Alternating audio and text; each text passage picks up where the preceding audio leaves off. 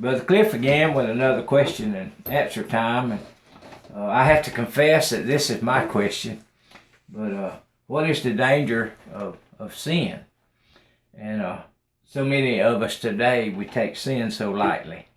And especially in the world in which we live, people don't even think about it before they do bad and evil things. And sin is very dangerous. So I wanted to start out this little thought with the original sin.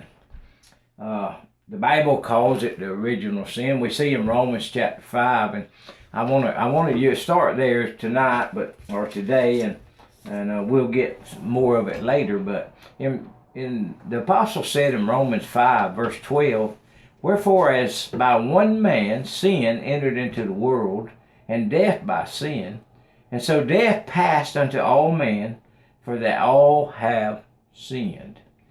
For unto the law sin was in the world, but sin is not imputed when there's no law." Well, let's stop there for a minute because it's very important. If you go back to the book of Genesis, you remember that the Bible says that God made every tree, and every tree and fruit that Adam and Eve needed in the garden. And then he said this, he said, in the middle of the garden, in the midst of the garden, is the tree of the knowledge of good and evil. And he said, that's the only one you can't eat of, okay? You can't eat of that tree. So there, notice what I just said in verse 13. Sin is no problem if there's no rules. Did you know that? If there's no law, sin is no problem. But the moment that God told them, you can't eat of this tree, the rule came forth, okay? And guess what? Sin was committed because they ate of it, okay? So that's the original sin. Well, Paul tells us here that by this one man's sin, that it transferred to all of us, okay? I want you to think about that for a second. That's where the danger comes from. Because of his one sin, Paul said that now we all have sinned. We all have fallen short of the glory of God. So the first thing I want you to think about the danger, if I'm talking to a parent or to a leader of a group of people or some kind of to anyone. If we live in a life of sin, and we're doing it before our children, or we're doing it before our workers, or we're doing it before our fellow students, or we're doing it wherever, if we're living that life of sin, do you see that sin that you're living in could affect their life today? Because see, sin has a way of corrupting things, and it causes people to misunderstand the danger of it. So I'm telling you, just like Adam's sin was transferred to us, sometimes your sin can be transferred. You ever heard the phrase, he's just like his daddy? I did a funeral of a young man, and his daddy was still living. And the young man was 28 years old, and he passed away with cancer. And when the funeral was over, I was talking with his dad, and his dad was heartbroken.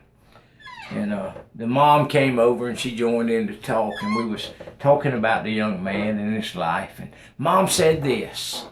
Mom said he was just like his daddy. And you know what? Friends, I tell you the sad part of that story was Dad was an alcoholic. He had a problem. He confessed that to me, that he had a problem with alcohol all of his life. Well, guess what? The young man also had a problem with it. Do you see where I'm going with this? That's why you got to be careful that sin is dangerous, okay? It's very dangerous. But in Psalms 51, David said this. He said that we are shapen. Behold, I was shapen in iniquity, and in sin did my mother conceive me. Did y'all ever hear a preacher say that we're born in sin? Well, this is actually what David is saying, that even our conception between mom and dad, when we was conceived, it was done in sin, in iniquity. Well, if that's true, that means that we come into this world inheriting that sin problem, okay? Now, don't forget, and we won't get in that tonight, but sin don't become a problem to us until we understand the rules. And you know, that puts a baby, especially a little baby or a child that's not at the age of accountability, that puts them under that grace period. Okay? But we're not talking about that. But we're all born in sin. In fact, Paul told us in Romans 3:23, for all have sinned and come short of the glory of God. Okay? So every one of us has committed that sin. And it came from that original sin. Okay? And it's very, very dangerous that sin, that we don't allow it to affect other people's lives. And we're going to talk about how to get over that in another session. But today we take sin lightly, as I said, but we must never forget what sin does and how it destroys. Okay? Matthew says, but whosoever shall offend one of these little ones. Now remember this, it's very important. Matthew 18:6. But whoso shall offend one of these little ones. Now Jesus was sitting around and he had a child, I believe, in his lap. He was holding that child because the Bible says he picked him up. But he had that child. He said, but whoever offends one of these little ones which believe in me, it were better for him that a millstone were hanged about his neck and that he was drowned in the sea. You know why Jesus said that? Because he's showing us how dangerous it is, sin.